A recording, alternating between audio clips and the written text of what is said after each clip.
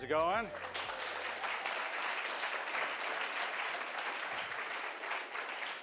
Thanks everybody for coming. Really appreciate it.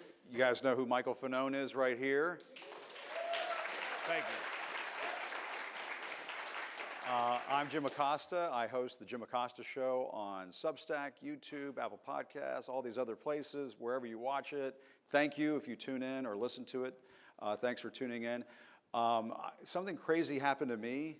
The University of Virginia made some kind of a mistake and made me a visiting scholar, which I had to, so I joked to Larry, I'm now a gentleman and a scholar, which maybe just scholar. But it's been a big honor for me. I'm a Virginia guy. I was born in Fairfax County, grew up in Northern Virginia, went to another school in Virginia. We won't get into that.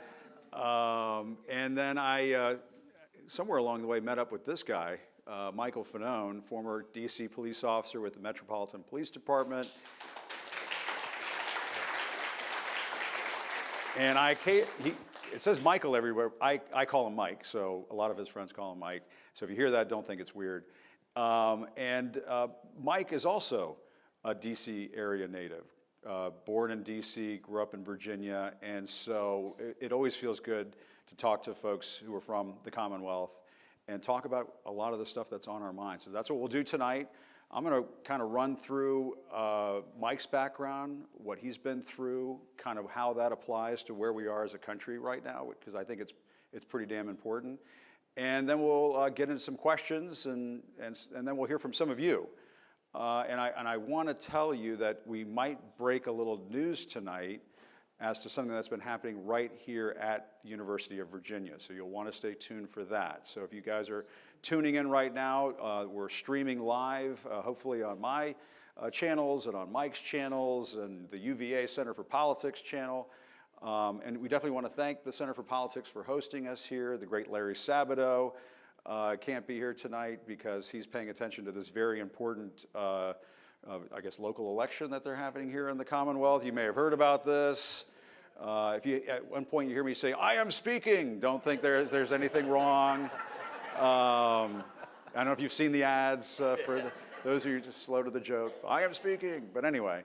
So Larry's monitoring. I think there's a debate in the Attorney General's race tonight. So he's doing that. He's always working. Larry's always working. But let's get started, okay? All right, let's do it. All right.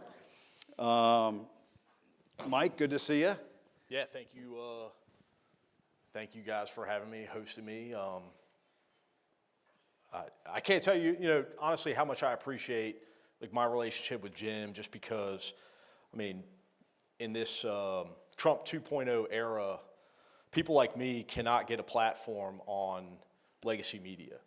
I did a brief stint as I'm sure many of you know, with CNN. That's how Jim and I originally met. Please don't hold me responsible for that. I've done worse things for money in my life. But yeah, no, I mean, it's troubling times. We're seeing, an event that's tremendously personal to me, the whitewashing of January 6th and everything that happened that day with presidential pardons. And now, a complete rewriting of the narrative in which I am one of the villains, and the individuals that assaulted me are the patriots and the heroes of the story. Yeah. Well, we're not going to let that happen here tonight. That's for damn sure. And Mike, just to get us started, just to jump right into it, I mean, tell us about your background. I mentioned born in D.C., grew up in Virginia. How'd you get into law enforcement? How'd you become a cop? Yeah, so I was born in Washington, D.C., grew up in Alexandria, Virginia. Let's see. So I was I guess like a relatively lackluster student. I ended up dropping out of high school, going into the trades. I went to the trade school with the United Brotherhood of Carpenters and Joiners in Silver Spring, Maryland, and became an apprentice carpenter and then a journeyman carpenter. And then 9/11 happened. And I think many of my colleagues, that was a pivotal moment in our lives in which we felt, a call to do something. And so I joined the police department. I put an application in with the United States Capitol Police at the time, and also the Metropolitan Police Department in Washington, D.C. U.S. Capitol Police called first. I think, September 29th, I was on my way to Glencoe, Georgia, to the Federal Law Enforcement Training Center. And, 8 months later, I was a U.S. Capitol Police officer. I stayed there for almost exactly a year. I think September 29th, 2002, I quit, and the following Monday, it was like a Friday, the following Monday, I started with the academy with the Metropolitan Police Department in Washington, D.C. Not to say that I didn't enjoy the job at Capitol Police, but I've told a lot of people, essentially, it's a security-oriented position, and your job is to maintain the safety of members of Congress. And I'll be honest with you, at that time, there were no members of Congress that I was willing to trade my life for. And so I just... How about now? Still now. It's even worse. Even worse now. So I ended up going for a more traditional law enforcement route. D.C. Police is the traditional law enforcement agency in Washington, D.C. If you call 911, we're the ones that responded. That being said, I did about 6 months in patrol before I got the hell out. Customer service, policing was not my thing. I got into my first specialized unit was a street crimes unit that focused on illegal firearms trafficking and also violent crimes committed with firearms. I spent about 9 months in that unit before I moved into narcotics, and spent the rest of my career working in various narcotics units in Washington, D.C. And just to fast forward to, I think, a pivotal point of the conversation, and that is what took place on January 6th. I guess one of the questions that I've always sort of wondered about, and I don't think we've talked about this before, because I remember this at the time when I was at the White House, is that there were rumblings that stuff could go down on January 6th. And I had talked to a source who said, look at that Trump tweet where he said it's going to be wild. And I thought to myself, what does that mean? Were you guys inside the MPD at that time getting any intelligence, getting any sense that things could get pretty brutal, pretty nasty on January 6th? No. No.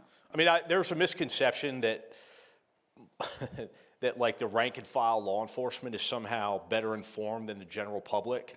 I think that's couldn't be further from the truth. We're probably less informed because most cops don't pay any attention to, to certainly not to politics. I was apolitical the vast majority of my career, but also, even to things like national news or even local news. There's I think a resentment between law enforcement and their relationship with local newscasters and just the media in general.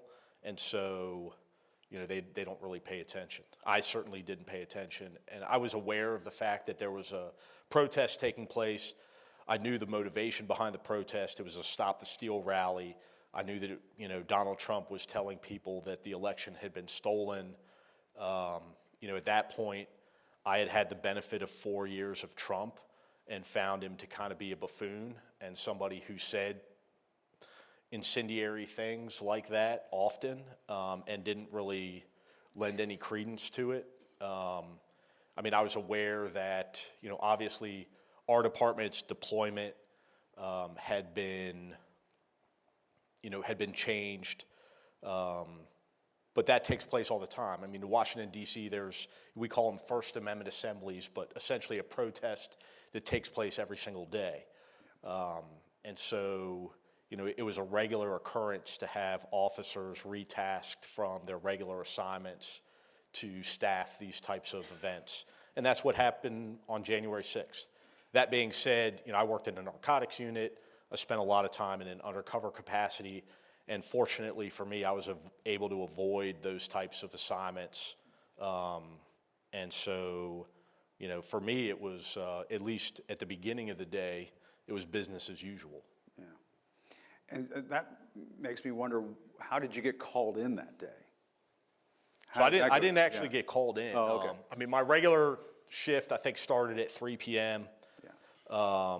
That morning, I got a phone call from my partner at the time, Jimmy Albright, and Jimmy was like, "Hey, I'm hearing some crazy shit that's happening at the Stop the Steal rally." In that, we had undercover officers, intel officers that were monitoring the protest, as is commonplace. I mean, Standard operating procedure. Exactly. And so these officers were reporting things like armed individuals in the crowd, which is not normal.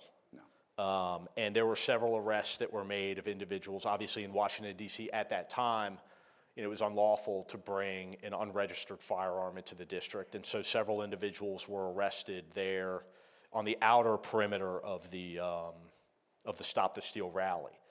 And so that was strange, but not, it certainly didn't make me think about going into work early or changing the game plan for the day. It wasn't until, shortly before noon, I think, I got some more phone calls from colleagues, namely Jimmy, and they were reporting that a large group had broken off from the rally and was walking to the Capitol. So at that point, I started to get ready, and I kind of made the decision that I was going to go in early, but I took my sweet time. And by 1 o'clock, I had just left the house, and I was living in, just outside of D.C. at the time, in Alexandria. And I got a call from Jimmy, and he said, "Turn your radio on." Jimmy lived out in Deal, Maryland, and was outside of the radio reception area.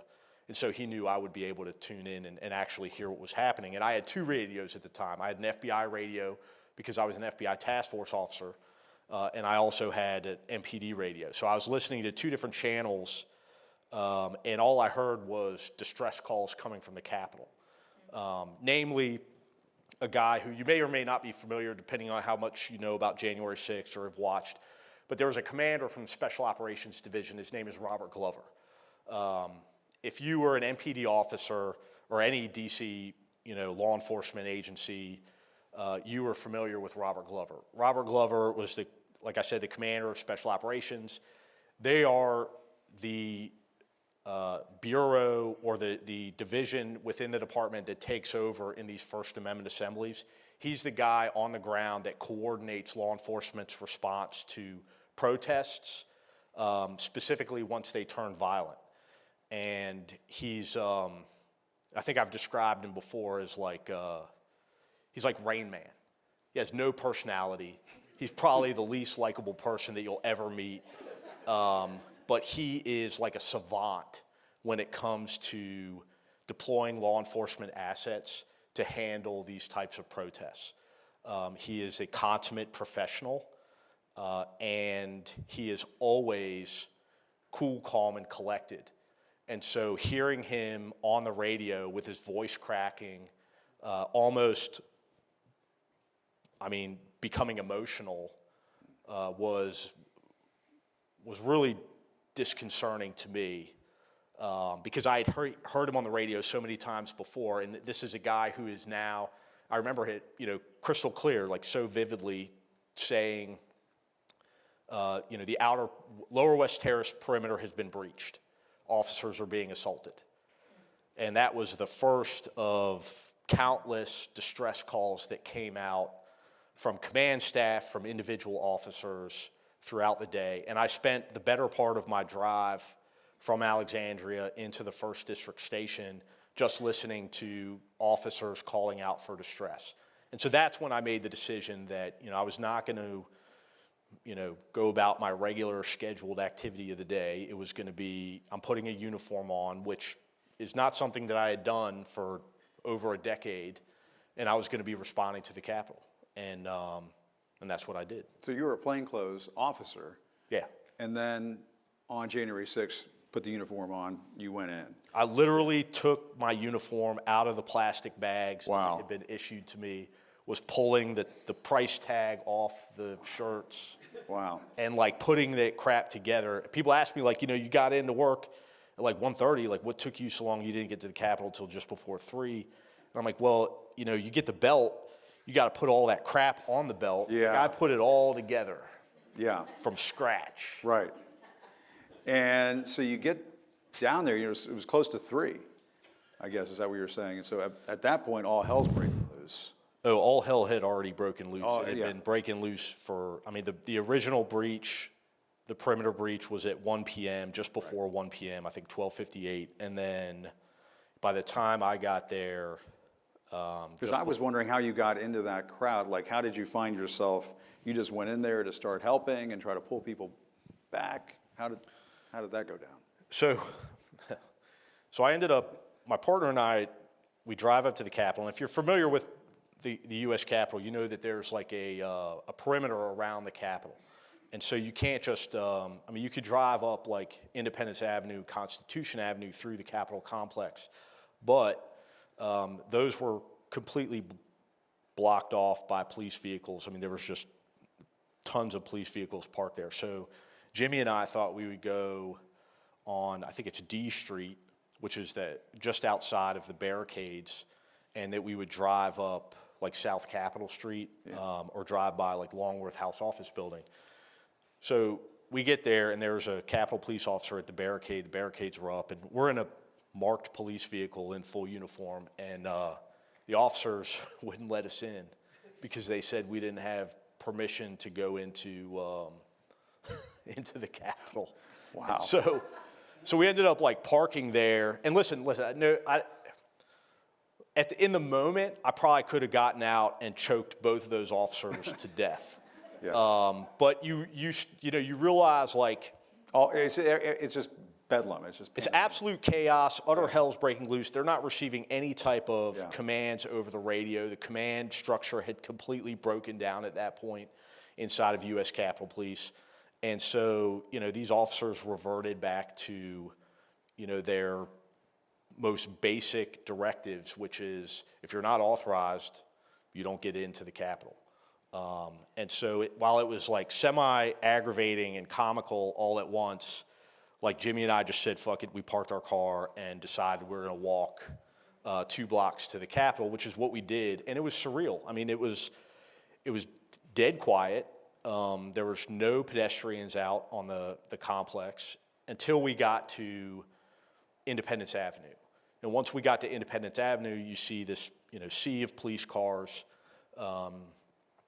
A lot of them are unoccupied, still have their sirens going off, and it's just super chaotic. There was maybe a few hundred protesters kind of milling about. And other than that, I mean, if you've ever walked up from the south side of the Capitol, you know that like the West Terrace is pretty much obscured from your vision. So I couldn't see the fact that there was like 10 to 15,000 people gathered on the west front of the Capitol. All I could see was these couple hundred idiots that were, you know, marching around and carrying Trump paraphernalia and crap and chanting. And so Jimmy and I made our way in there. We didn't see like any real sense of urgency at that point. We got inside the Capitol, made our way to the crypt area, which is, you know, the center of the Capitol complex just beneath Statuary Hall. And we were just kind of like there. And I'm listening to my radio, trying to figure out like there's got to be some place that they're calling for officers or somewhere we can go and actually be useful. And at one point, a distress call comes out for the Lower West Terrace Tunnel. And it was a 1033, which is our 10 code for officers in need of assistance. And so I remember looking at Jimmy and I was like, which way is west? And he, you know, figures it out, and we end up making our way down this set of stairs. And next thing you know, we're in the Lower West Terrace Tunnel. If you're not familiar, it's like a long corridor. You come up on 2 sets of double doors. They're just big wooden doors with glass panes. And I remember looking, like that's the first thing that drew my attention, was looking through these glass panes. And I could see the backs of officers through the doors, but what first caught me was I could see what I immediately recognized was CS gas, which is a chemical irritant that law enforcement deploys, and it was just lingering in the air inside of this tunnel. What I later learned was that, while officers were deploying this chemical agent to try to disperse the crowd, that many of the rioters had brought the simplest apparatus, oven mitts, because they knew that these containers come out white hot. And so to pick them up and throw them back at law enforcement, they knew they needed to bring something that they could do that. And so, we had guys that were picking them up and throwing them back into the tunnel. And so, obviously, it's bad enough breathing in CS gas in an open air environment. It's really bad when it's in a closed environment like a tunnel like we were in. And it's even worse when you're so vain that you don't bring your gas mask because you think it looks stupid. Yeah. Which is what I did. That's what you did. Okay. Well, now you know. Now you know. And Mike, I mean, we know that you ended up getting in a situation where you were assaulted, and you were afraid for your life at that point. What happened then? What was that part like? Yeah, so Jimmy and I get into the tunnel. I mean, I felt like I had an obligation having just gotten there, and I had actually had a brief conversation moments before with a friend of mine, Bill Bogner, who I knew from the 1st District. He used to be an admin officer there. He was working at the academy at the time, an administrative guy who self-deployed to the Capitol, like so many hundreds of officers, just took it upon himself to go. And he was telling me how, these guys that were out there had been fighting, with no relief. And so I was like, I just got here. I feel like I have a responsibility to go up front and be in the front of this group of officers. And so Jimmy and I made our way to the front, and it was like the president said, it was wild. I don't know if you guys have seen, there's some really good videos of kind of what transpired. If you can imagine, I think in my first interview, I described it as like a medieval battle scene. And that's really accurate in that you couldn't slide a credit card between two people in that tunnel. And so, I mean, this idea that we were fighting, it's kind of a misconception. I mean, you couldn't even throw a punch. It was literally just officers using their body weight to try to push, the opposition, the rioters out of the tunnel, and vice versa. And Almost like a rugby scrum or something exactly. like that. Yeah. But just imagine something like that taking place over the course of hours. And so, and then throw in, metal objects and tear gas and bear spray and CS gas and all these other factors. And so, we were just pushing, and there was a point in time where, we were losing a considerable amount of ground, and then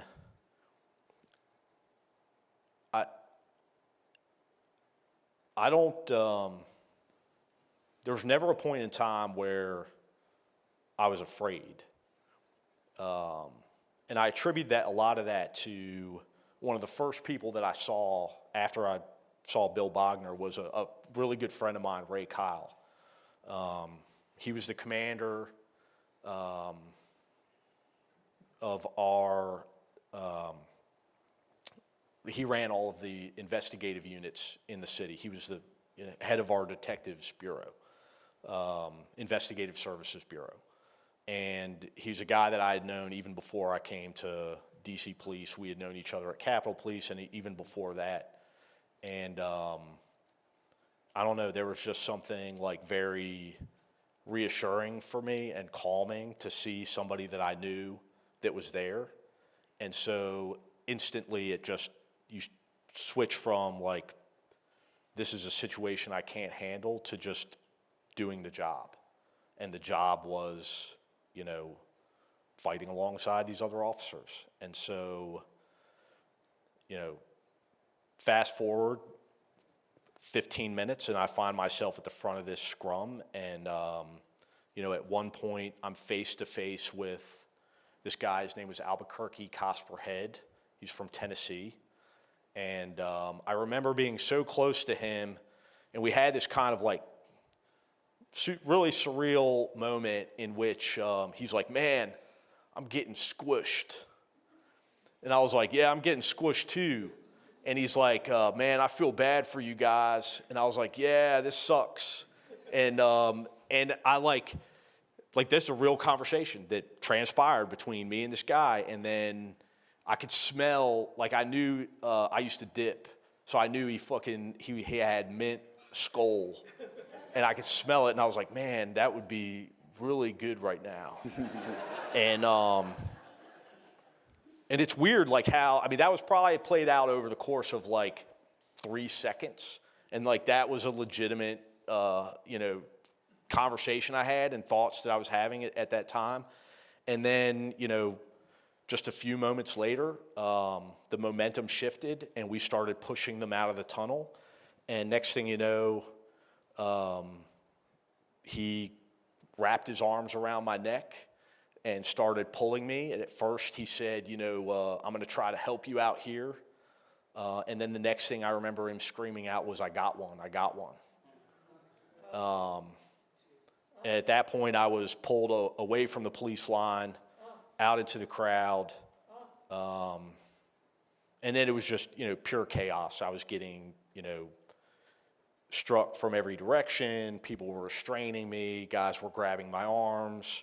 I remember vividly a guy named Kyle Young who started lunging at me, and he was trying to grab my gun that was holstered and remove it from the holster. And I remember at that point, like all of my attention just turned to retaining my firearm, making sure that nobody was able to grab it. But at the same time, like I'm using both hands to do that. And I'm wide open to getting punched in the face and hit in the head. And so it was, then it's just pure survival. What can I do to survive the situation? A lot of things were crossing my mind. I was thinking about, using my firearm, and then I was like, well, if I'm probably going to get stripped away from me before I even pull it out of the holster. If I do that, these people are like, they're out for blood. That'll be the justification that they need to use, to kill me, if they need that. And then I remember getting tased in the neck. Daniel Rodriguez from California used a taser device that he, interestingly enough, got earlier that day from Kyle Young, even though the two of them didn't know each other. And he drove it into my neck numerous times. And I think at that point, I remember yelling out that I have kids, which was very intentional. I said it because I was hoping to appeal to somebody in the crowd and hope that they would step in or something. Protect me. Yeah. And some people did. I mean, it was a very, I've used this term a lot tonight, surreal experience to have people trying to beat the shit out of me or kill me, and then others trying to fight them back and provide, protection. And ultimately, those individuals won out, and I was assisted back to the police line where I completely collapsed and was unconscious. Well, Mike, I hope you'll forgive me, and I owe you lots of beers later for asking you to retell that story. But I think it's important because of what we're up against right now. We're up against a tidal wave of disinformation coming from Donald Trump, coming from the White House, coming from his allies and the conservative media, and they are trying to rewrite what took place on January 6th. They are trying to transform what took place on that day, as you were indicating earlier, into some kind of story of where the people who were attacking the Capitol were somehow the victims in all of this, which is an absolute joke and, you know, just a horrible, awful thing. Couple of questions come to mind. One is, and I know you and I have talked about this before, but did you think he could get back into the White House? Did you think he could come back and win in 2024? Or did you think, man, there's just no way, after what took place on January 6th, there's just no way he's going to get back in there? Or did you think maybe there was a chance? I think once McCarthy went down to Mar-a-Lago, and you saw the whole narrative shift within the Republican Party. Yeah. I mean, the vast majority of my friends at that time were Trump supporters. And when I saw the party shift in that manner, I saw my friends' reactions, even guys that were in law enforcement, even guys that were, 6 inches away from me inside the Lower Terrace Tunnel. I saw it open up the ability for them to somehow justify continuing to support this guy who incited an insurrection and sent thousands of Americans to the Capitol to attack law enforcement officers. And so I knew that it was going to be, I was deeply concerned pretty early on. Yeah. And then obviously, everything that transpired. And then, I wrote a book, Yeah. toured the country, talked to people all across the country. I worked with an organization called Courage for America, toured the country with them, speaking at, community events and small gatherings all across the country. And those conversations were great.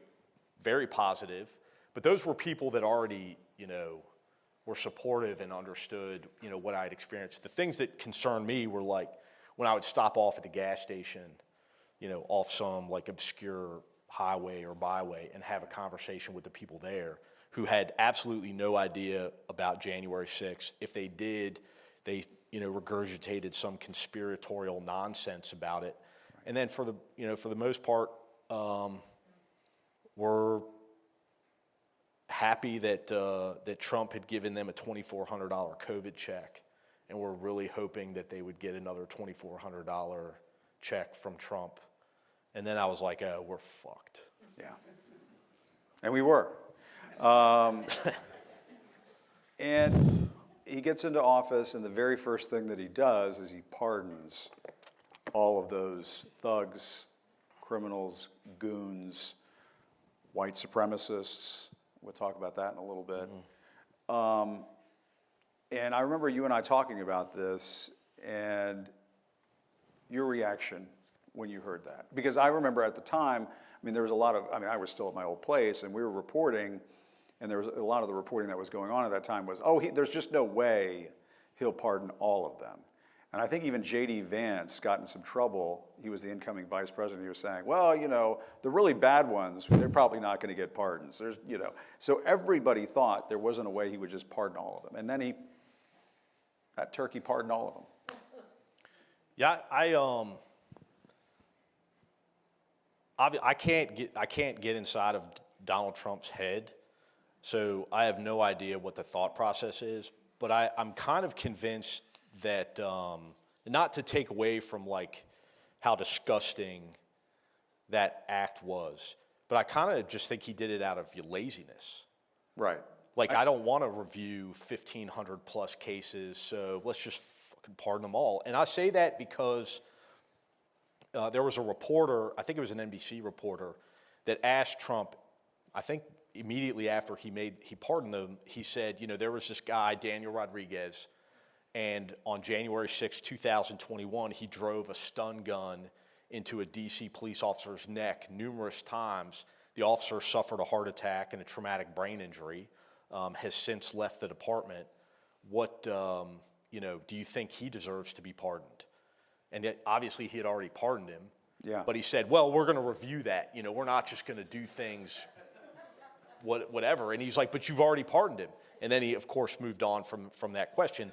And so I don't, like a lot of things, I don't think Trump actually wants to govern.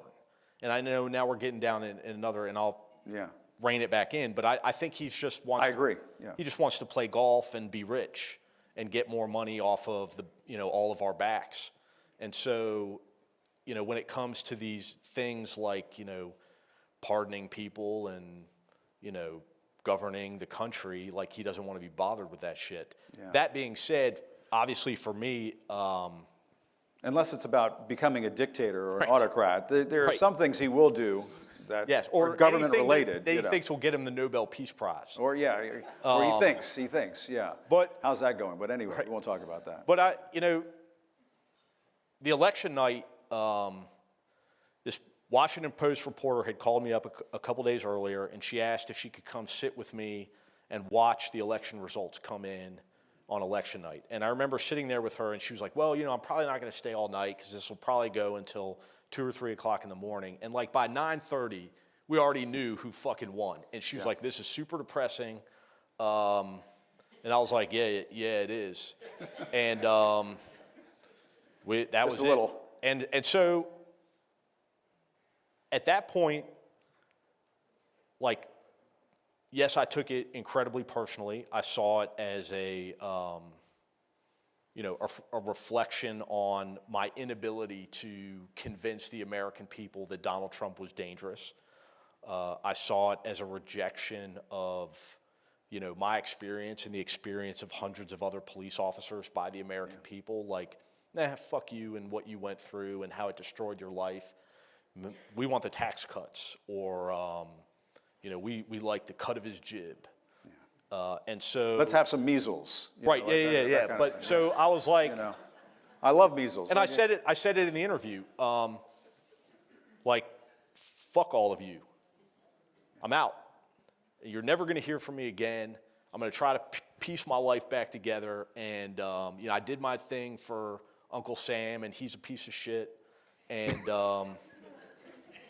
I'm just going to live here. But I remember you and I having a conversation about this, and you were livid. I remember talking to Harry Dunn. He was livid. You guys were totally pissed off, and you had every right to be.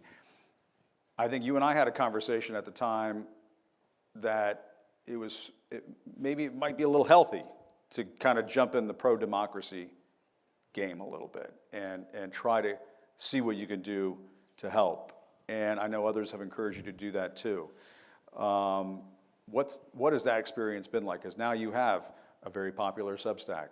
You have a very popular and growing YouTube channel. You're on Instagram. People pay attention to what you have to say now. And I know you're not doing that for that purpose, but something changed in you where you said, fuck you, to... Yeah, January 20th, 2025, Donald Trump pardoned all the people that assaulted me. Yeah. So then it was like, okay, Donald Trump and his administration, they declared war on the Fanone family. Like, by Donald Trump doing that, he made life for me and my family less safe. For those of you who followed my story, you know that, my mother lived in the same house in Alexandria, Virginia for 33 years, was subjected to endless death threats, harassment from Trump supporters. So much so that she sold her house and moved to an undisclosed location as a result of that. And that's very real. And she still faces some harassment here and there to this day.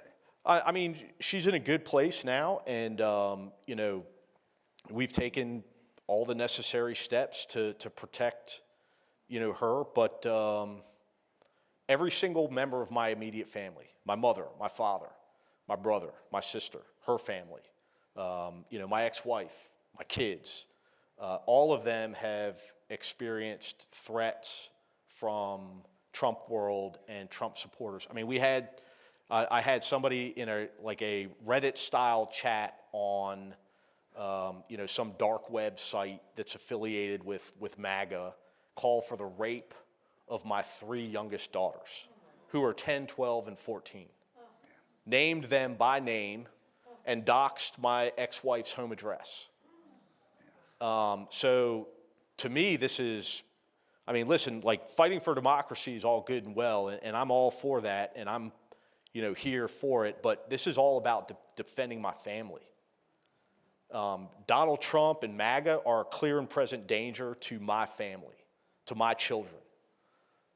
And so, that is really what motivates me to get up every single day and re-engage in something that I'm really not comfortable doing. It's not how I saw my life playing out. I'm not going to sit here and tell you I'd rather be a cop. But, I'm somebody that avoided, I'm averse to social media and the interweb and all this nonsense. I watch these YouTube videos, even the ones that I do myself, and I'm like, this is so ridiculous. Why does anybody watch this? You're getting better, by the way. And then my brother who has become intimately involved in all of this and is really the brain behind the whole, Michael Fanone show. And we have 300,000 subscribers, which is incredible. To me, it's why? Because you're real. And people want it, they want it to be kept real. They want to hear this, authenticity, and not bullshit. And what we've been hearing from Trump lately is a lot of bullshit. Surprise, surprise. Just last weekend, he puts out a Truth Social post that says the Biden FBI had plants on the ground on January 6th. And, I wrote a Substack that said, wait a minute, first of all, you're not playing with a full deck if you think Joe Biden was the president on January 6th. You were the president on January 6th. Talk about being a couple of sandwiches short of a picnic. And the other part of this, too, this whole notion that this was an inside job. Well, first, can we tackle that because it's such horseshit. Yes, pardon our language. I know we're in an academic setting. I did Sorry, look Glenn. to make sure there were no small children before I started talking. Mostly adults. Right. Yeah. So, and please, when we get to the Q&A part, fire away with all your January 6th questions. I've always, the FBI deployed 240 some agents to the Capitol complex in the aftermath of a full-scale riot in which hundreds of police officers were injured. There were no FBI agents that were implanted into the crowd to instigate anything. That is just an absolute insane, theory that was actually debunked by an insane conspiracy theorist who's now the head of the FBI, Kash Patel. So that should tell you, and it. Talk about surreal, Yeah, that we'd be looking to Kash Patel for, for honest and accurate information or anything that. He also said there's nothing in the Epstein files about Trump. But anyway, that's a different subject, right. different panel discussion. But they're trying awfully hard to rewrite the history. I think it's for me, it's wild. Having been there to watch them. There's no organized effort to rewriting the history of January 6th. It seems like there's still, you still have some members of the administration that are espousing this idea that it was Antifa, this organization that's not an organization and actually doesn't exist. And I'm telling you that from a law enforcement perspective, not just from somebody who's, talking out of their ass. And so. That's my job. Right. So there. So it was Antifa, then it was, then it was a false flag operation, then it was police officers opening the doors and letting, insurrectionists in, and then it was, Nancy Pelosi and a failure to call up the National Guard, which, by the way, was deployed to Washington, D.C., just not in a, riot control capacity.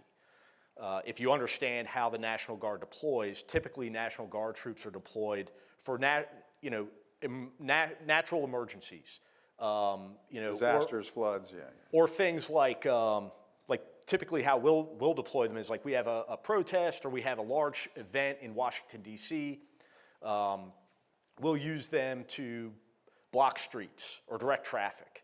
Non-law enforcement, but still public safety related activities so that we free up local law enforcement to actually do things that we require law enforcement officers to do. And so we had National Guard troops deployed, but they had to return to the armory to be refitted, rekitted to go out and to perform in a crowd control capacity. And that's something that required the authorization of the President of the United States. And it was radio silence. And I've had conversations with all the upper echelon members of my department and even within the administration. I remember having this conversation with Chief Conte in several days after January 6th, and he was like, I was sitting there on a phone call, and whoever it was from the Pentagon was just simply saying, we think it's a bad look. It would be a bad look for us to deploy the National Guard in the midst of this situation. And so that's just a complete, and I'm glad, I don't know if you guys caught that viral moment the other day between Nancy Pelosi and some, Yes. Buffoon that calls herself a reporter that's actually a right-wing influencer. And, she gave her what for, and I'm glad, She tried to say, why didn't you call out the National Guard that day? And Nancy Pelosi goes, don't come at me with those Republican talking points. Right. Call yourself a reporter or something like that. And it was like vintage Nancy Pelosi. That made me think, maybe she should be back in charge of marshaling the Democrats a little bit. She does not play. She does not play. Yeah. But I will say this before moving on to another subject. None of that would have happened. And I like to say this, and I'm going to repeat it in front of this audience. None of that would have happened had Donald Trump just been a man and accepted that he lost the 2020 election. That's the end of that. I mean, that's it. That's it. None of this would have happened. There would be no January 6th, no January 6th conspiracy theories, and so on. Let's talk about ICE, because it's on the minds of, I think, a lot of the students here at UVA, people all across the country. We're seeing it take place in Chicago right now. You and I talked about this the other day. You have a law enforcement background. Your assessment of what ICE has been doing and how they've been unleashed. So I think ICE under this administration is acting in a extrajudicious manner, which I guess is a euphemism for they're a completely lawless agency that has absolutely no accountability to the American people.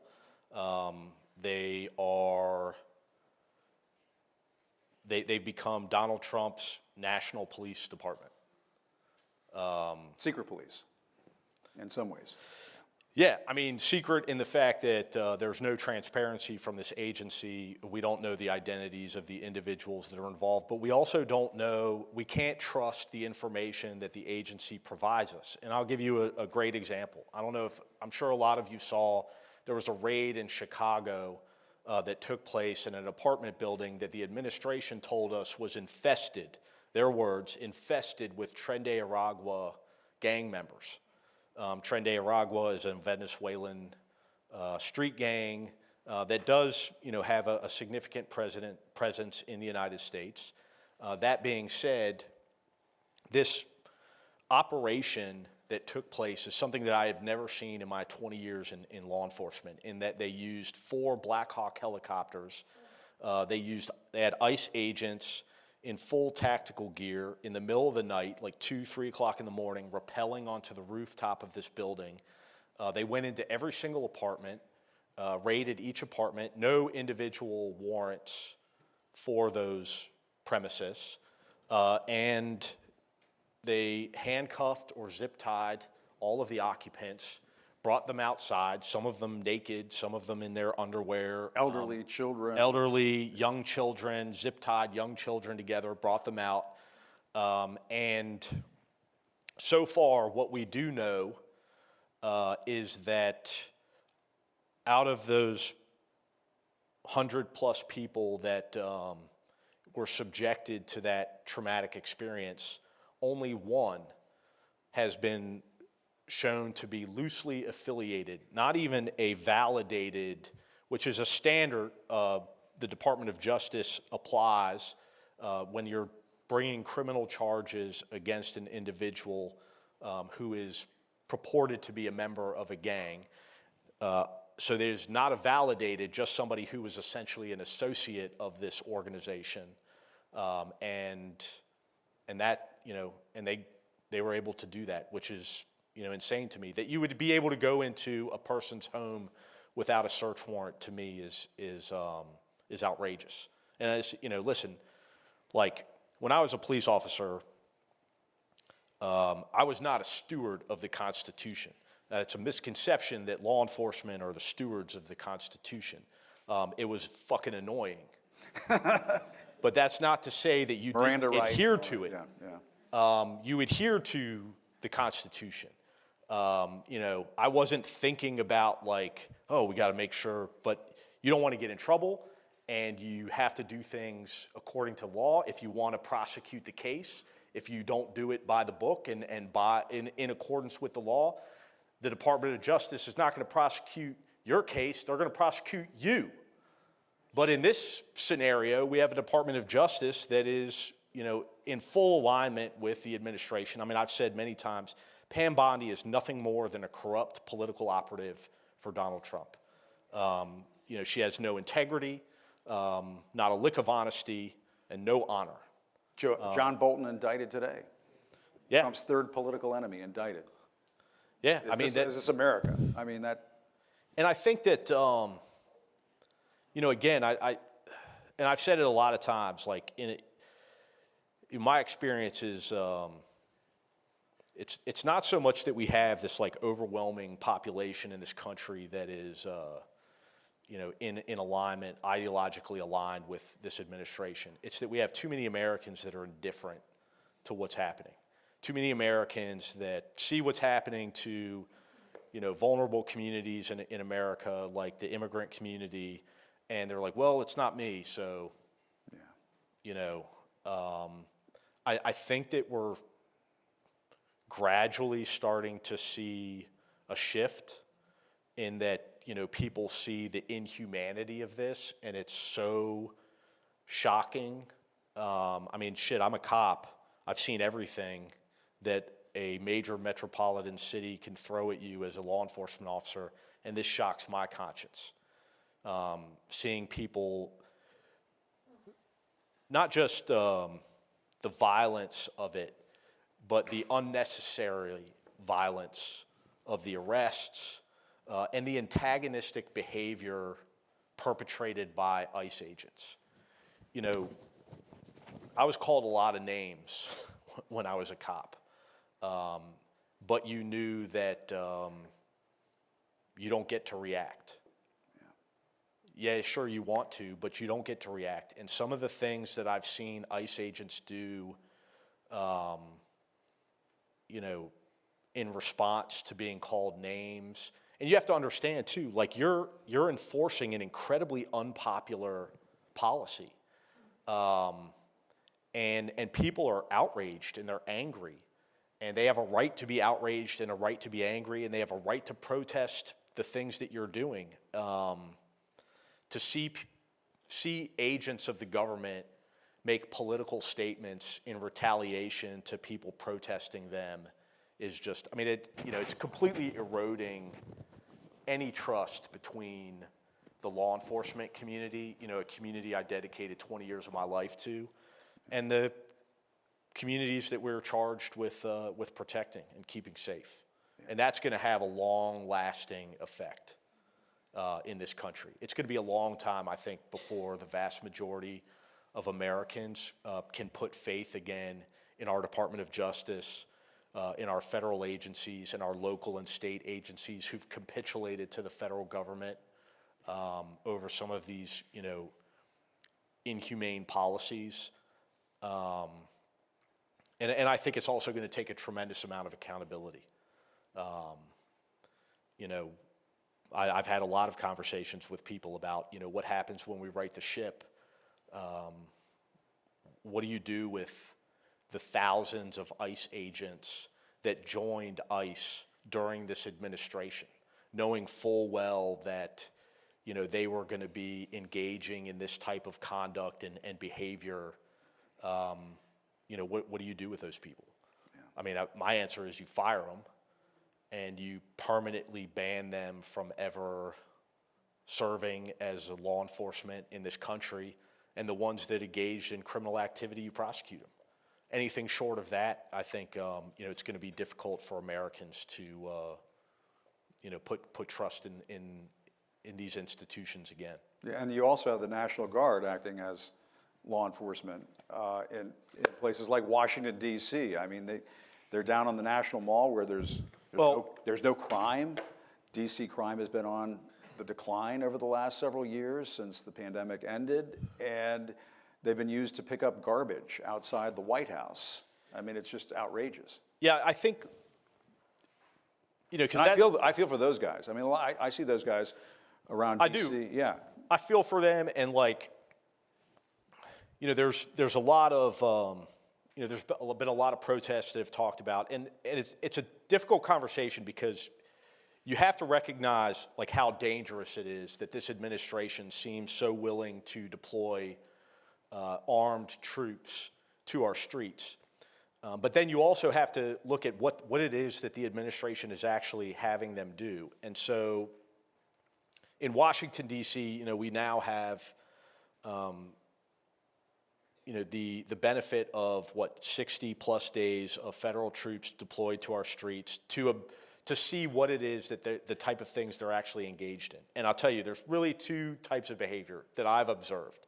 There's armed touristing, in which you have, National Guard troops fully kitted out with, M4s walking around taking in the sights on the National Mall. And the other thing that they're doing is gardening. And so it's absurd and it's laughable, and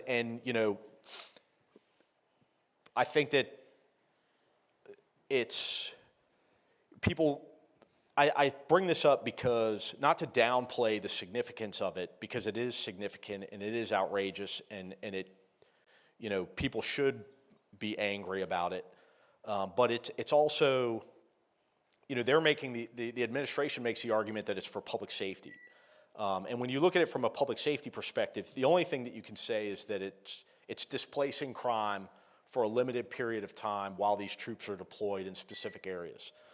But the troops are not deployed in high crime areas. They're deployed around federal property in Washington, D.C., probably because there are some legal restrictions as to how they can be deployed, though the administration doesn't want to admit to that. And not saying that this administration isn't above violating the law and judicial orders.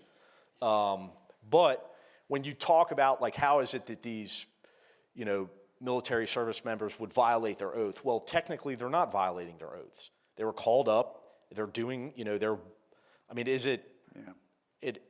is it wasteful spending? Sure, it's $1 million a day for their deployment just in Washington, D.C. Is it having any public safety impact whatsoever? Absolutely not. No public safety impact, 0.0. I don't care what Pam Bondi, says.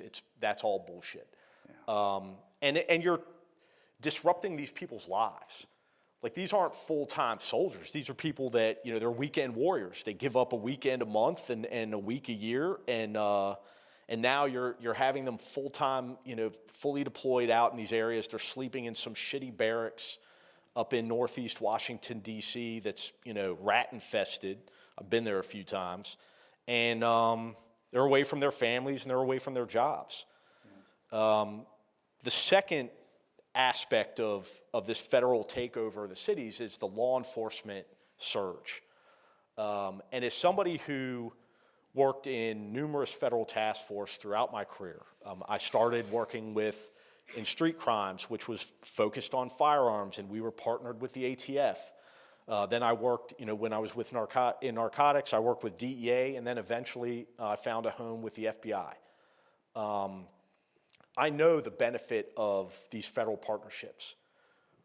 The federal resources that these agencies provide are, we need them desperately as local agencies. They provide us resources for training. They provide us resources for investigative work that we simply don't have. If you want to run a Title III case or a wiretap in Washington, D.C., you have to have a federal partner because our department doesn't have the money for that type of equipment and those type of long-term investigations. That being said, that's not how these agencies are being deployed in Washington, D.C. They're not beefing up federal task force. They're not doing investigative work and surgically removing criminals from our streets. They're just walking around. You've got an FBI agent who's, the American taxpayers spent hundreds of thousands of dollars training this person in some of the most advanced investigative techniques that we have available to us. And these guys have now been pulled from sophisticated international cases or domestic terrorist cases or child trafficking cases or violent criminal cases, and they're walking a footbeat in Northwest Washington, D.C., along with like 20 of their buddies, and they're just aimlessly out and about. And yes, did they make arrests? They did make arrests. They made what we call probable cause arrests. These are arrests in which an officer observed some type of conduct or may conduct a stop based off of reasonable suspicion or some other standard. Yeah. And then, but those are not cases that federal agents typically make. Right. And so, the idea that they are interchangeable with local law enforcement, when we used to say, like, FBI agents are essentially worthless on the street. Street cops do street work. FBI agents bring the investigative tools, the investigative know-how, and all the resources to bear of the federal government. And so that's the benefit of those partnerships. It's not how it's being utilized, and that's why you're seeing 80% of the arrests that were made during that deployment were bullshit, were misdemeanor arrests. And of the 20% that were felonies, the vast majority of those have been thrown out by the Department of Justice. And this is a Department of Justice now that's run by Pam Bondi and Janine Pirro. So if they're throwing the cases out, they're fucked up. Yeah, right. Make sure you have your box of wine on standby, I guess. All right, well, we've made it to the portion of the event where we're going to take your questions from the audience. And I want to start with my friend Tara Setmayer, who is here tonight. She's also a scholar here at UVA. A gentle lady and a scholar. And Mike was talking earlier about not losing to complacency, not losing to the couch, as it's been called. And we certainly don't want to lose people to J.D. Vance's couch, but that's a whole other thing altogether. But what's coming up over the next couple of days here in Charlottesville and all around the country, pretty darn important. No King's Day is on Saturday. I assume many of you will be out in force on No King's Day to make your voices heard. And then here at UVA, folks have been dealing with a very serious situation where the Trump administration is trying to impose its will on this university, on Thomas Jefferson's University, through this bullshit compact where they're saying you got to do things our way in exchange for federal money. But Tara, you're going to be here at this protest tomorrow. Why don't you tell us a little bit about that and what your thoughts are? Well, thank you, Jim. And Tara's with the Seneca Project. Hi, everybody. Yeah. Hi. It's always a pleasure to be back on grounds as a resident scholar here for the center. It's really a humbling honor and privilege. And to be able to participate in conversations like this with my good friends, Jim Acosta and Michael Fanone, it means a lot to me because it really represents everything that we stand for. I come from a law enforcement family. Those who have followed me and are familiar with me, my years here at the center, know how important the issue of law enforcement and honoring the badge is. And Michael Fanone is an absolute hero, along with many of the other gentlemen who have spoken out about this. They actually honor the badge. And what this administration has done is continually dishonor the badge. And we cannot let them get away with that. And I want to follow up on something that Michael said earlier about the reason why so many people seem to shrug this off, that this apathy, the indifference, how much more is it going to take for people to wake up Yeah. and stand up? We are at an inflection point in this country, and we have a choice of what are we going to do? History does not remember the quiet. I recently gave a TED Talk about this. It's called Stand Up or Stand By. Is moral courage the revolution that we need? And I think that the moment that we're all in, people in this room have made the decision to stand up. The people who are going to be on grounds tomorrow protesting against this compact where Trump is trying to impose silencing, basically, dissent. Thomas Jefferson would have some things to say about that, I think. Yeah. And what better place than to stand up and speak out than right here at the university that Thomas Jefferson founded?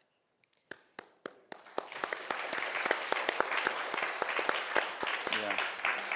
Whether it's the student body, whether it's with our media, whether it's the No Kings protest on Saturday where history will be made, it's another opportunity for people to stand up and speak up and say no, because we have to. Yeah. Generations before us shed blood so that we could speak up freely now. And I'll be damned if I'm going to be part of the generation that lost democracy in this country. Right on. So we have the opportunity to do that. So thank you guys. Thank you, for Tara. what you're doing. And we're America, no kings. Okay, I'm going to ask Sam, my producer, to hand the microphone to Sophia. I mentioned some breaking news earlier. Sophia is a student here at the University of Virginia and is a student journalist. And up until recently was with WUVA, if I have that correct, which is the TV station for the students here at UVA. And you were trying to grill the president of the university on this compact, and as a result of that, you were told you could no longer be a student journalist with WUVA. Yeah. Is that right? Do I have that correct? Yeah. Nobody has heard about this yet. I just want to, for the people who are watching this on the streaming, I want to tell you, this is something that we're talking about right now for the first time.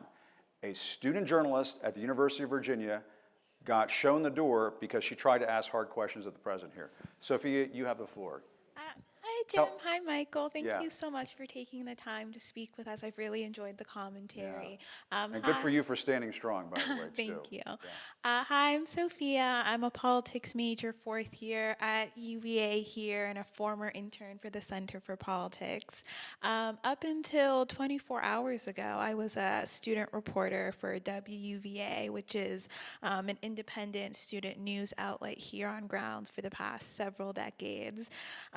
Last week, we got the opportunity to speak with interim President Mahoney on the changes going on at UVA. I was tasked to be a producer on that project and create the questions.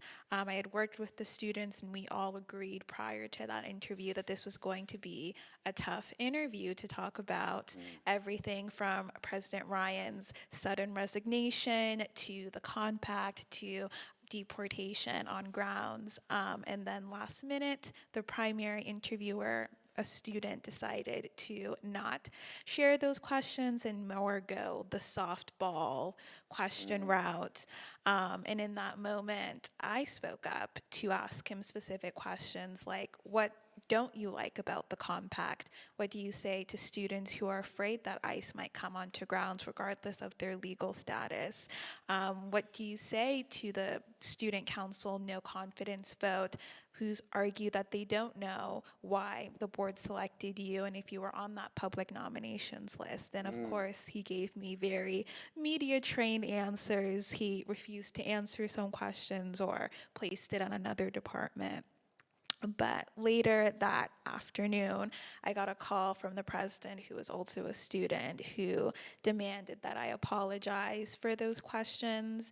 He made it clear that one story, quote, one story does not make or break WUVA, but these relationships with the school are extremely important.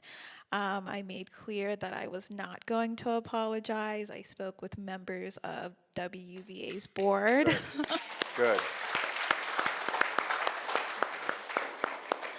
I spoke with WUVA's board, who are filled with UVA alumni, who are journalists, who favored my position, who told me not to apologize, but also made clear that, you know, an important principle here at UVA is student self-governance, so they can't really intervene in student leadership for the club. And then last night I was told that I was being insubordinate for not apologizing, and that they would be terminating my affiliation with the group.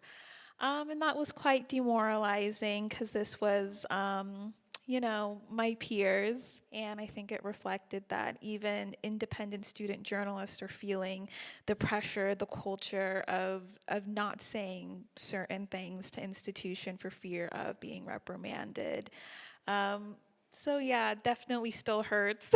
Well, thank you Yeah. for sharing that, and I just want to say that you should be commended for standing up for the First Amendment and for doing your job, and shame on UVA for doing that to you. Shame on this interim president for doing that to you. But something tells me you're going to keep charging after this experience, so you should do that. You should definitely keep charging. But thank you very much, Sophia. Thanks for sharing that. I want to get to other folks in the audience who might have some questions. This gentleman all the way over here, sorry, Sam, he was raising his hand, I think, 15 minutes ago. So he gets to go first. And as we like to say, make sure it's a question, not a speech. No, okay. very brief, because I'm getting over a sore throat too. Thank you. All right, but it says, I'm researching on the internet, I'm puzzled about. It says primarily each state's governor functions as the commander-in-chief of the National Guard within their state. So how is it that Trump can usurp that power? Well, he's challenging that right now. He sent the National Guard into California against the wishes of Gavin Newsom. He's done that in Illinois. J.B. Pritzker has said no to that. This is now being tested in the courts.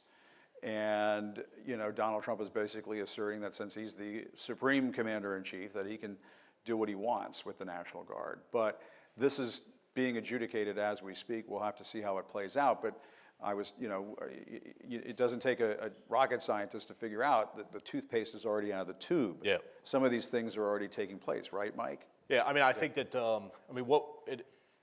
the pattern that I've seen, you know, I think all of us have witnessed it with this administration, is that they act first, and then they leave it up to, you know, the aggrieved party to adjudicate it in the court. I mean, if you look at, you know, everything they've done with, you know, whether it was Gavin Newsom or anyone else, they just act because there's no one that's going to stop them. I mean, the agencies themselves, you know, the Guard troops they're not saying, no, we're not going to be deployed. They're not refusing to be deployed. They're deploying.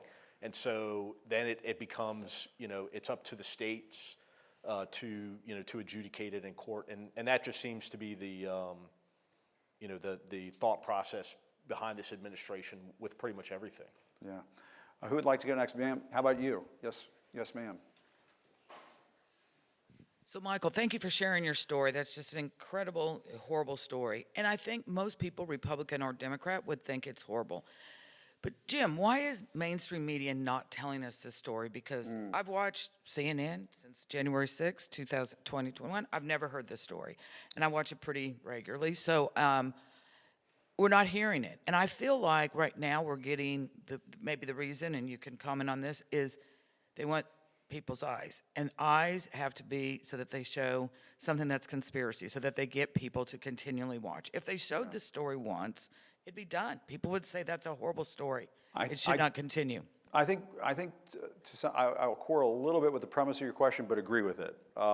In that the mainstream media, the legacy media, the corporate media has not done enough to tell the story of January 6th, Mike's story, and so on. I will say that there have been some, including my old place, that have done documentaries that did highlight what took place and what happened to Mike, what happened to other officers who were there responding that day. But you raise a very good point, and I think the overarching point is that we've somehow allowed a situation to emerge in this country where there are two realities when it comes to January 6th. There is only one reality, and it's the one that Mike Fanone told us about tonight. And one of the reasons why I wanted to do this evening is it needs to be preserved and memorialized for the record what took place in this country. The President of the United States, Donald Trump, at that time, incited an insurrection, sent a mob to the Capitol in order to try to overturn the election results from that 2020 election. That's just what happened. And it got so out of control that people died, police officers later died from suicide and so on, and we almost had lawmakers killed that day, including the vice president. And that is the truth. That, what happened to Mike, what happened on that day, as we know it, is the truth. But what Trump is trying to do right now, he's trying to pull a 1984 on us. He is trying to get us to look through the looking glass and see up as down and black as white. And part of the reason why I wanted to do this event with Mike here is to make sure it is always captured. This is always now going to be living on the internet, on YouTube, wherever else, and people will know this story, know what happened to Mike. And it's important that we continue to tell those stories. They want to whitewash it. They want to put it away. They want to rewrite the history of it. We can't let that happen. Yeah, no, I mean, I agree.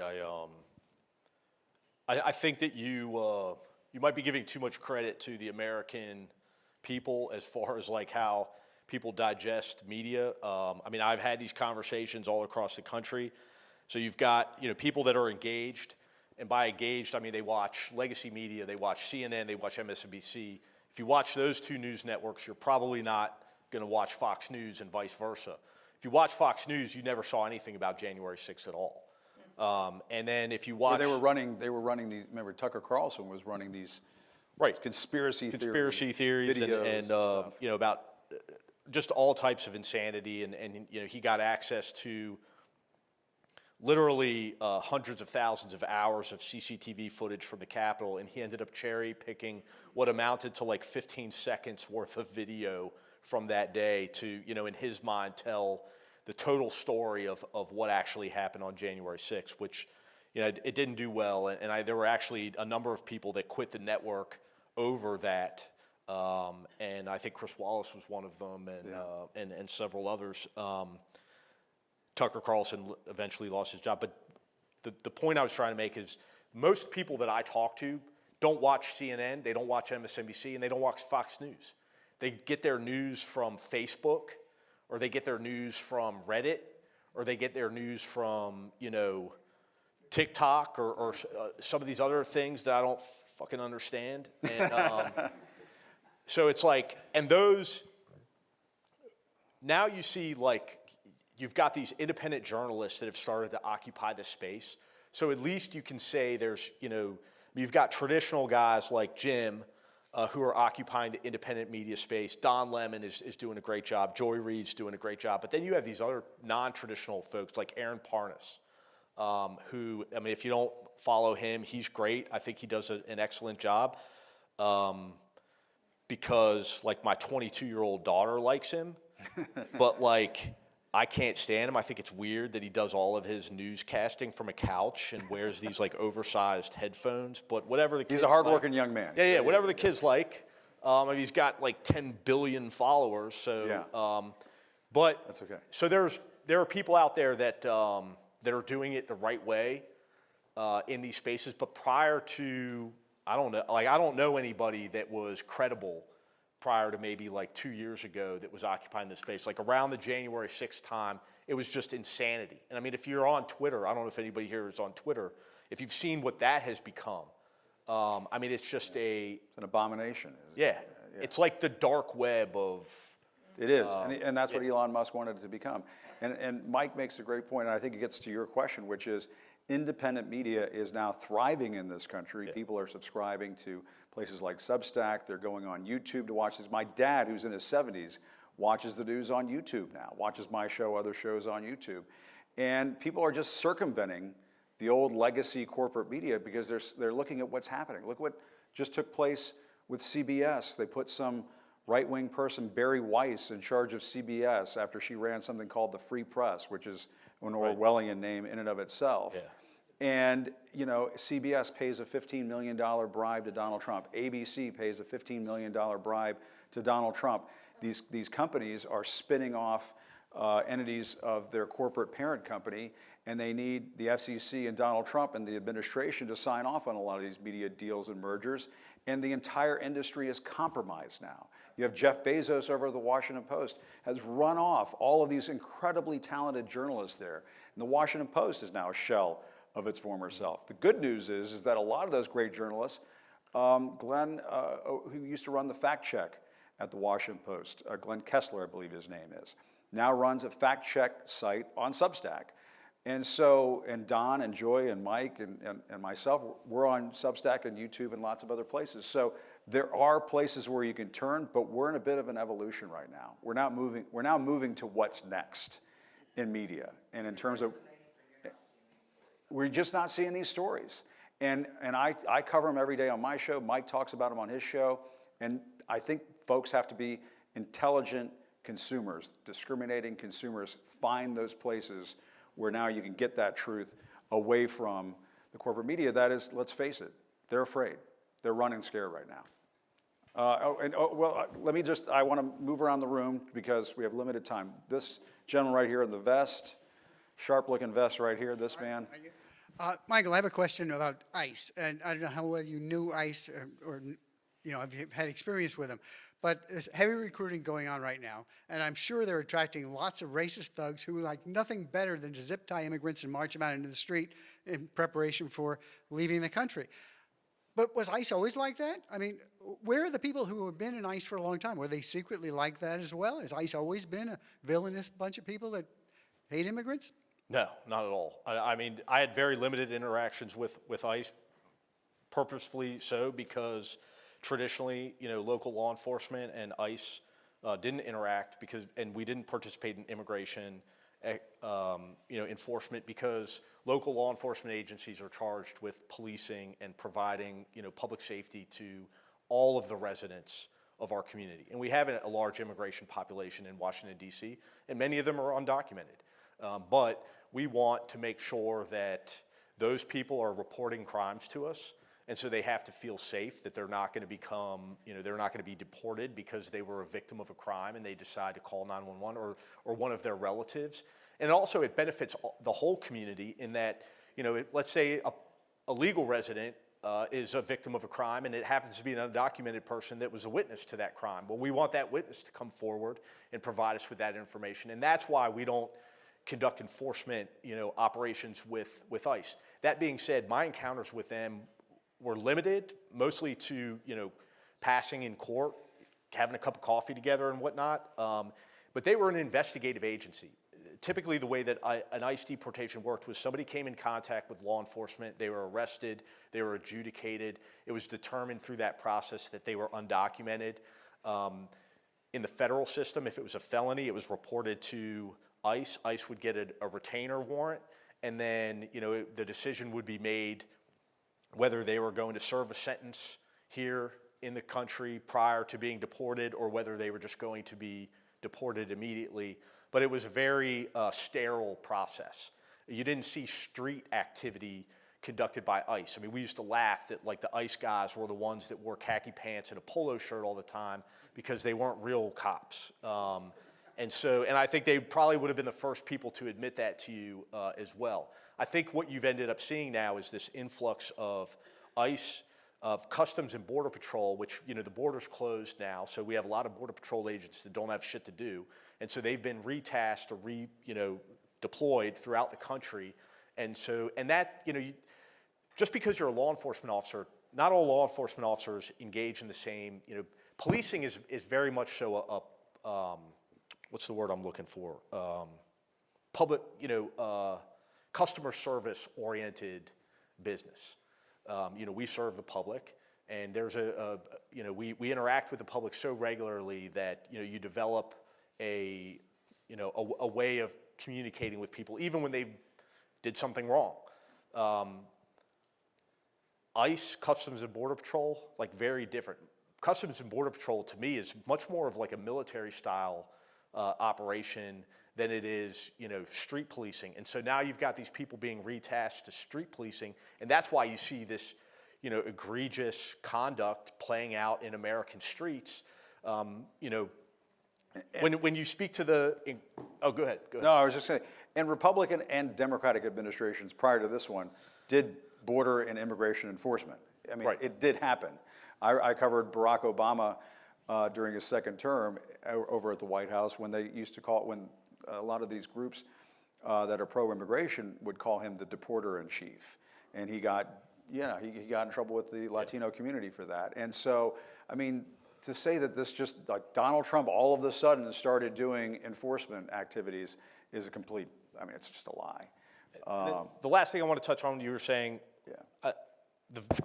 the vast majority of law enforcement officers in this country are not, racist, people who are prone to violence. That's not to say that there aren't individuals that seek out this career who are prone to violence and, who are incredibly racist individuals. I think the vast majority of the people that you see coming into ICE right now are attracted by the $50,000 signing bonus. Yeah. $50,000 to the vast majority of Americans is like a life-changing amount of money. And some of them have been going to these ICE hiring events and saying that they're very pro-Trump. That's been taking place too. Yeah. Is that some of these folks, they want to get involved and they want to help him carry out this mass deportation policy. Yeah, I mean, there's an ideological alignment and a financial attraction to that. The difference that we have today in dealing with the racist, violent individuals that come into this profession is there are no longer any mechanisms to remove those individuals. The Department of Justice has eliminated its public corruption units, and those are the units that would go and investigate officers who are accused of gross misconduct, violating individual civil rights, and that doesn't exist anymore. And so you have this agency now that is has no transparency and is unaccountable to the American people. There's no way to go and file a complaint against an ICE agent. It doesn't exist.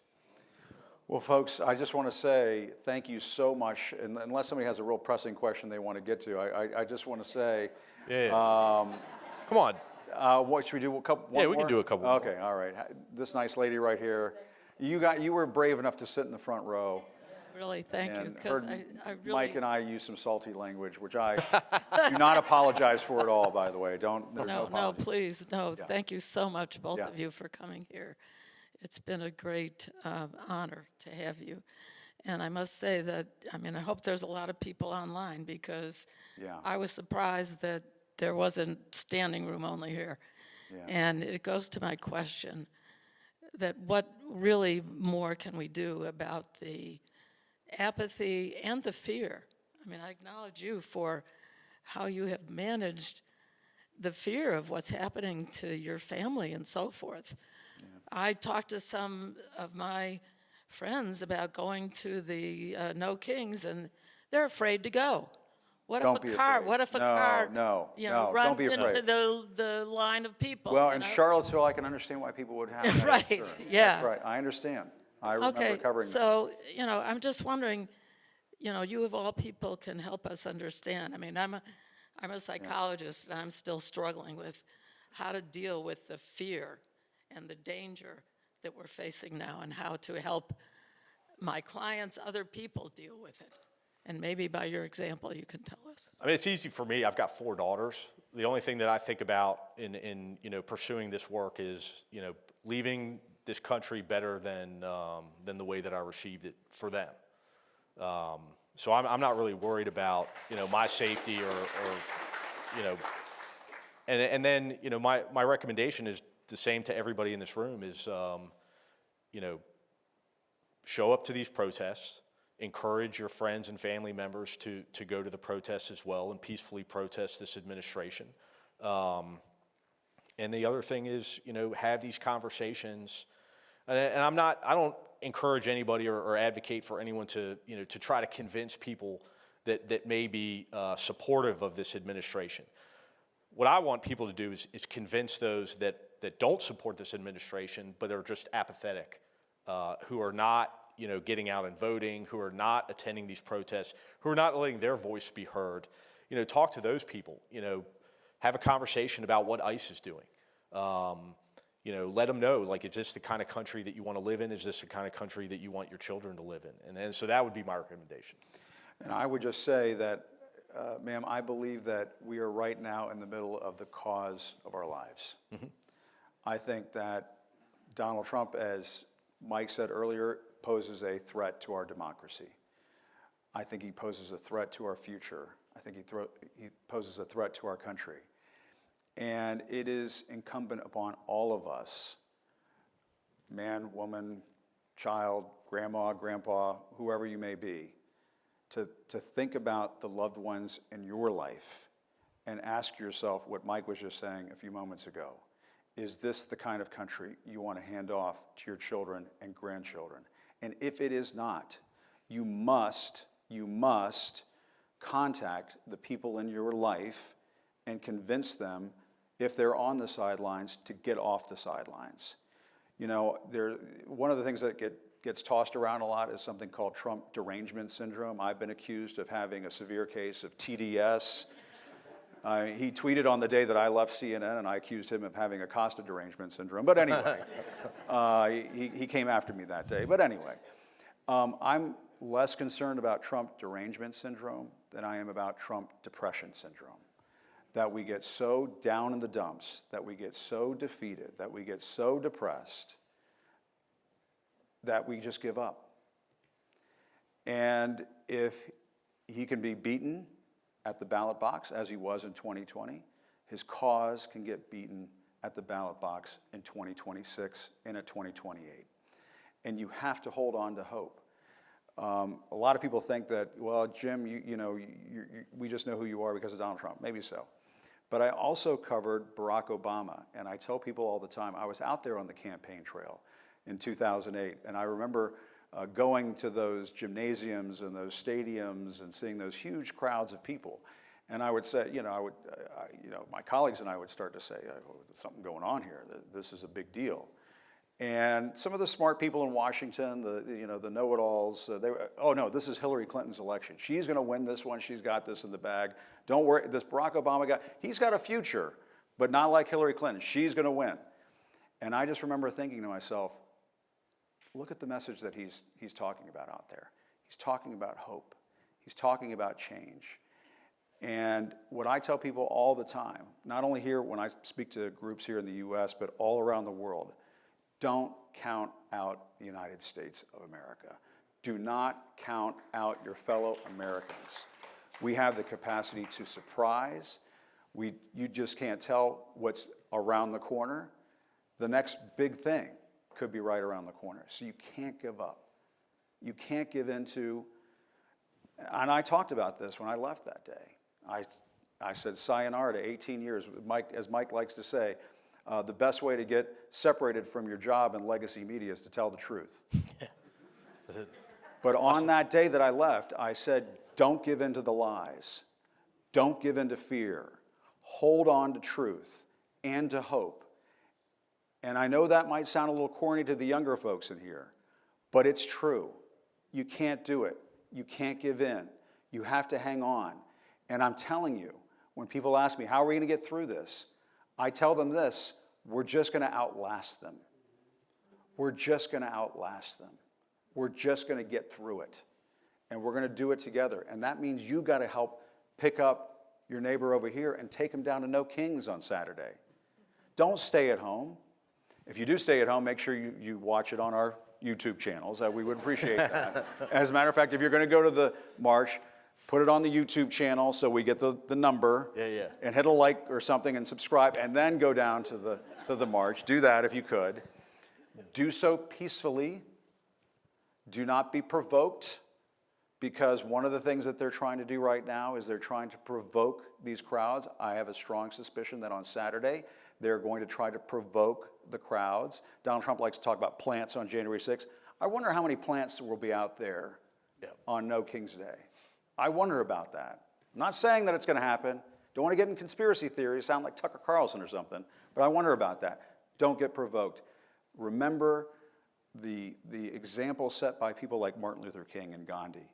Peaceful, nonviolent protesting. That is the way. You have to have faith that we're going to get through this, and in this country, and in this place that Thomas Jefferson helped build. It can last, but it's going to take all of us. And thank you, everybody, for coming tonight. Really appreciate it. Thanks for all your questions. Thanks to Mike. Mike Fanone, ladies and gentlemen, Mike Fanone. Thanks a lot.